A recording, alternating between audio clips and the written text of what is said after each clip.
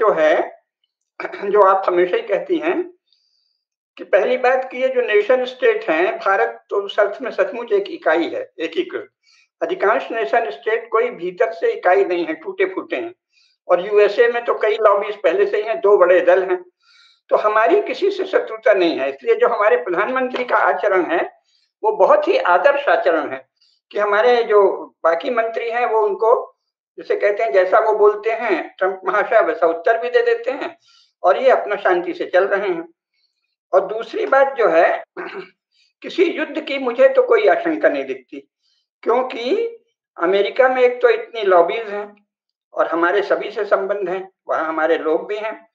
दूसरा क्या है कि ये ट्रंप जो है ये मुख्यतः तो कुछ पैसा-वैसा के चक्कर में है ना, बिज़नेस के, तो वो उसकी अपनी समस्या है।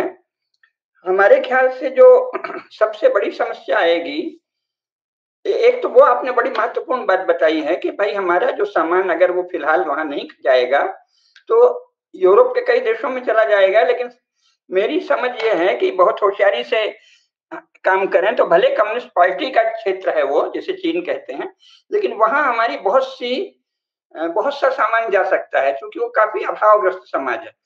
तो एक तो सबसे बड़ा हमारा खरीदार कई चीज़ों में चीन हो सकता है। और ये जो पाँचों स्थान हैं, अज़रबैजान, कज़ाकिस्तान, ताजिकिस्तान, तुर्कमेनिस्तान, यहाँ बहुत सा हमारा होगा और यूरोप के देशों में भी। एक तो ये व्यापार का हो गया। एक जो सबसे काम की बात आपने बताई है, तो वो तो सीधे-सीधे बता दी है कि भई असली शक्ति तो सैन्य शक्ति है और वो मोदी जी भगवान की कृपा से उनमें बहुत ही पर्याप्त बुद्धि है, तो अपनी बढ़ा रहे हैं। तो उस पर तो कुछ कहना ही नहीं है, आपने पूरा बता दिया। अब उसमें से एक पक्ष, एक पॉइंट ये है, एक बिंदु ये है जो मुझे सूझता है और जो मैं काफ़ी पहले से, वैसे हमने परम पूजनीय सुदर्शन जी से भी निवेदन किया था, लेकिन वो अब संघ का काम नहीं है, अब तो मोदी जी वो कर लेंगे, कि हमारे यहाँ ये जो इनके हथियारों की समस्या है, सारी मुस्लिम देशों को इन्होंने अपने हथियार बेचने के लिए किया।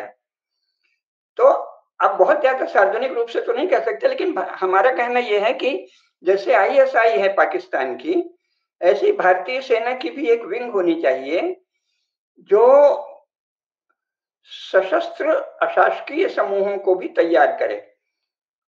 गुप्त रूप से ही करेंगे, जैसे आईएसआई कहती है, कहते हैं कबीलाई आ गए और फलाने आ गए।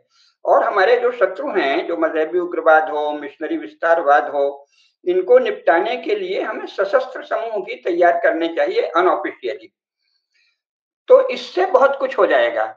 तो एक भारतीय सेना का की एक ऐसी शाखा होनी चाहिए, वो तो कांग्रेसियों ने तो झूठ-मूठ फँसाने के लिए कोशिश की कर्नल पुरोहित को, लेकिन सचमुच की एक शाखा होनी चाहिए, जो कि एक तो कुछ है ही है, जो अज्ञात लोग जगह-जगह निपटा रहे हैं, इसका इसका अर्थ है कि उस दिशा में काम तो हो ही रहा है, मैं तो उसका जानकार नहीं हूँ। लेकिन हमको इनके शस्त्र, इनका थोड़ा खपत करनी पड़ेगी, तो इनके जो शस्त्र हैं, उनको खपाने के लिए हिंदुओं की तो बहुत आबादी है, 120 करोड़ से ज़्यादा हिंदू हैं। तो इसमें से हमें अपने कुछ अशासकीय तेजस्वी वीर समूह, जिन्हें वो मिलिटेंट कहेंगे, उनको तैयार करके उनके लिए भी शस्त्र सुलभ कराना चाहिए, तो इनकी वो भूख भी मिट जाए। थोड़ा शस्त्र हम भी खरीदने लगें, क्योंकि ये तो ज़्यादातर मजहबी उग्रवादियों को अपना शस्त्र बेचने के लिए मदद कर देते हैं। तो बड़े ही विचित्र लोग हैं। तो ये कुल मिलाकर बड़े कमज़ोर लोग हैं चरित्र से, मनोबल से। तो हमको इनके शस्त्र खरीदने का भी एक अशासकीय स्तर पर करना चाहिए। हमारे 1000-2000 समूह ऐसे हो जाएँ, जो मजहबी उग्रवाद, मिशनरी विस्तारवाद और अन्य जो भी ऐसे समूह हैं, उनको जवाब देने के लिए वो शस्त्र खरीदें। हम उसको अनऑफिशियली फैसिलिटेट करें। तो इस तरह से काम चलेगा। युद्ध की तो कोई संभावना नहीं है, क्योंकि मोदी जी जैसा परिपक्व व्यक्ति है और वो कोई उत्तेजक बयान नहीं दे रहे हैं। तो ये पट्टा बड़बड़ करके और फिर अंत में कोई समझौता करेगा या कोई बिज़नेस का कुछ बीच में कोई रास्ता निकाल लेगा। अमेरिका हमारा शत्रु नहीं है और ट्रंप भी हमारा शत्रु नहीं है। ट्रंप एक मनोरंजन की चीज़ खुद ही यूरोप में बना हुआ है और अपने देश में।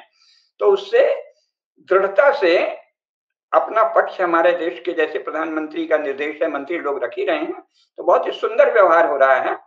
और हमारे शत्रु तो जो हमारे देश में उत्पात करने वाले समूह हैं, वो कहीं भी उनकी जड़ हो, वो हैं। तो उनको मुझे लगता है कि थोड़ा-सा हमारे सशस्त्र समूह अशासकीय भी हों, उनको आगे बढ़ाना चाहिए। और चीन की जो कम्युनिस्ट पार्टी है, जब तक वो सत्ता में, अगर योजना पूर्वक हमारे राष्ट्रभक्त व्यापारी, जिनमें राष्ट्रभक्ति की और भारत यानी धर्मनिष्ठ, राष्ट्रभक्ति का कुल अर्थ होता है धर्मनिष्ठा, तो धर्मनिष्ठ नहीं है वो राष्ट्रभक्त नहीं हो सकता। केवल डंडा पूजने से या झंडा पूजने से कोई राष्ट्रभक्त नहीं हो सकता अगर सनातन धर्म के प्रति श्रद्धा नहीं है। तो ऐसे श्रद्धावान व्यापारी वहां जाएं तो अपना सामान भी बेचेंगे और जरा उसकी जानकारी भी लाएंगे, ताकि उसके जो भीतर की पोल है वो भी पता चले, तो कल को जब वो टूटे तो वहां एक धर्मनिष्ठ शासन आए, हमारा फिर से पहले जैसा चीन मित्र बन जाए, तो उसमें भी व्यापारी सहायक हो सकते हैं, क्योंकि इन यूरोपियों और अमेरिका के भी व्यापारी यही सब धंधे करते हैं। तो जो विश्व में चल रहा है राजनीति, उसी के समकक्ष हमारे ये पक्ष भी चलें।